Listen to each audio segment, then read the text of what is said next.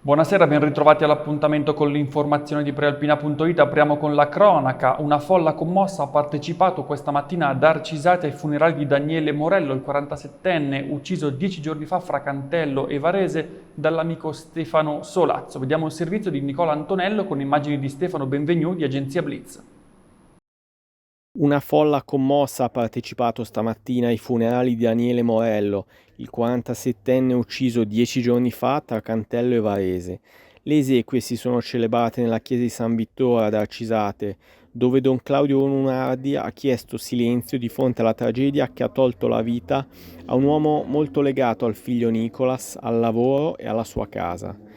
Durante l'omelia il parroco, rivolgendosi a parenti e amici, ha invocato l'unica parola della preghiera come canale di consolazione per sentire vicino Daniele anche nei momenti di tristezza. E restiamo sulla cronaca, non ce l'ha fatta Aristide Bagarella, il 47enne rimasto gravemente intossicato venerdì scorso nell'incendio della palazzina di Via Cerini a Brenta. L'uomo è deceduto la notte scorsa al centro Grandi Ustionati di Genova. Era l'unico rimasto ferito nella vecchia palazzina andata a fuoco all'alba per cause non ancora precisate, dove vivevano 2 famiglie di origini extracomunitarie. Una ha trovato sistemazione da parenti a Caravate, l'altra si trovava in Marocco ed è atteso il suo ritorno nei prossimi giorni, mentre l'amministrazione comunale si sta interessando per trovare loro un nuovo alloggio. Paura per il ciclista Luca Chirico che ieri mattina al ritorno dall'allenamento quotidiano è stato urtato volontariamente da un automobilista in Val Ceresio. Il professionista di Porto Ceresio, in forza al team Drone Hopper Androni, ha raccontato con toni forti sui social quanto accaduto. Sono stato speronato da un automobilista, afferma. Prima siamo stati insultati, poi il guidatore qualche metro più avanti ha deciso di inchiodare, quindi per non prendergli solo un otto posteriore in faccia ho dovuto scartare a sinistra e una volta affiancato chi guidava l'auto ha deliberatamente sterzato verso sinistra e mi ha buttato a terra. A quanto riferisce il 30enne corridore varesino, che per fortuna non ha riportato ferite gravi, il conducente dell'auto è stato identificato dalle forze dell'ordine. E cambiamo decisamente argomento, il caldo non allenta la morsa, anzi nei prossimi giorni è previsto il picco. Ce ne parla Massimo Rovati nel servizio con immagini di Agenzia Blitz. Chi sperava di essersi messo alle spalle il peggio di questa bollente estate 2022 dovrà rassegnarsi, non è ancora finita. Se nelle ultime notti si è sentito l'effetto dei temporali della scorsa settimana, con temperature minime che, fonte il centro geofisico prealpino, sono scese sotto i 20 gradi, mantenendosi però oltre quota 30 sulle massime in tutta la provincia di Varese, l'ennesimo picco è in programma tra domani e martedì, con nuove precipitazioni previste invece nel weekend, soprattutto domenica 7 agosto. La nuova fiammata africana sull'Europa centro-occidentale, con il picco del caldo sull'Italia tra domani e venerdì grazie all'alta pressione nordafricana, si spingerà infatti verso nord attraversando idealmente lo stretto di Gibilterra. In Italia saranno colpite soprattutto le regioni settentrionali ed il versante tirrenico, con possibili picchi di 39-40 gradi all'ombra. Qualcosa in meno, ma non molto, intorno ai 37-38, sulla città Giardino e dintorni. E per sfuggire al caldo ci sono i laghi. L'acqua del lago di Varese si conferma pulita, lo dicono anche le ultime analisi. Vediamo il servizio di Elisa Polveroni. Nel bel mezzo dell'ennesima ondata di caldo di quest'estate rovente arrivano dati rassicuranti per quanto concerne la balneabilità del lago di Varese. Alla Schieranna e a Bodio Lomnago, vale a dire dove è possibile fare il bagno, stando a quanto comunicato nelle scorse ore dalla Regione, ci si potrà tuffare o bagnare in sicurezza fino al 31 agosto, così come era previsto da questa prima fase sperimentale. Un'altra conferma della qualità delle acque è arrivata quando sul sito della Direzione Generale Ambiente e Clima di Regione Lombardia sono stati pubblicati i dati registrati da ATS nel mese di luglio. L'andamento non solo conferma il rispetto di tutti i parametri necessari per la balneabilità, ma mostra come non ci siano state alterazioni sulla qualità delle acque dovute all'apertura della balneazione rispetto agli standard precedenti. Dal lago al laghetto, quello dei Cigni, all'interno dei giardini estensi di Varese, la Lega critica le condizioni in cui versa la pozza d'acqua e lancia un ultimatum all'assessore San Martino: o interviene o si dimette. Vediamo il servizio.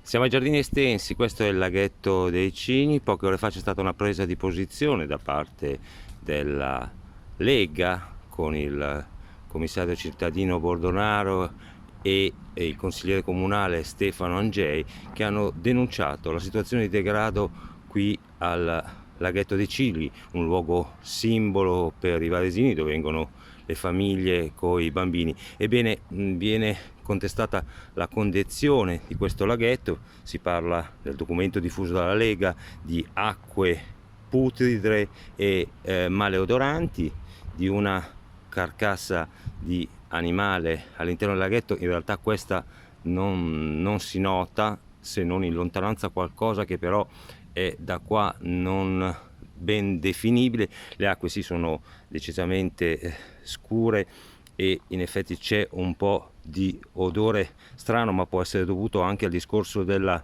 siccità e all'impossibilità di provvedere adesso per la carenza idrica a un riciclo.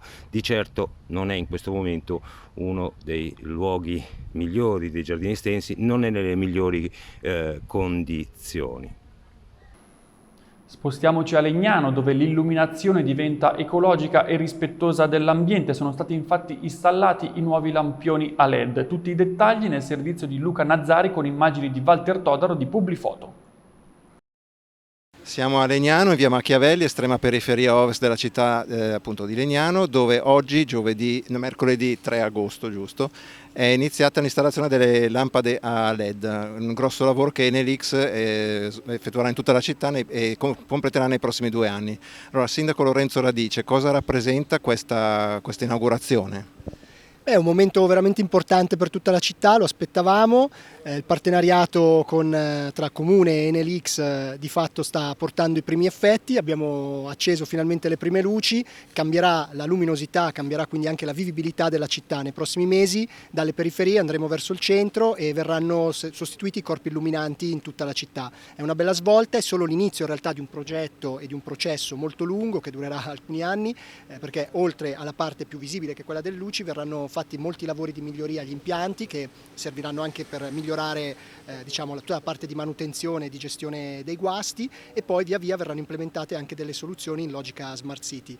Un giorno davvero bello, un giorno per il quale devo ringraziare gli uffici comunali per il gran lavoro fatto in tutti questi anni, Enel-X per la disponibilità che ha dimostrato in questi primi mesi di collaborazione e fatemi dire anche tutte le amministrazioni che negli ultimi 10 anni, inclusa la gestione commissariale, hanno ognuno messo un tassello per arrivare a questo giorno, un giorno molto importante davvero per la nostra città.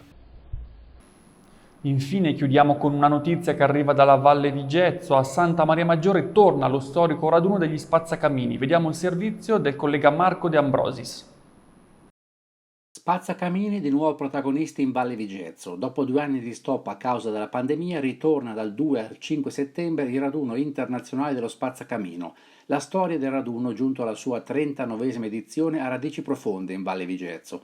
Da questa valle alpina, al confine con la Svizzera, intere generazioni di emigranti spazzacamini partirono lungo i sentieri che portavano verso Francia, Germania, Austria ed Olanda, e i loro sacrifici furono enormi. Ma è nel 1800 che lo sfruttamento dei bambini scrisse una delle pagine più drammatiche di questo rapporto tra uomo e fuliggine.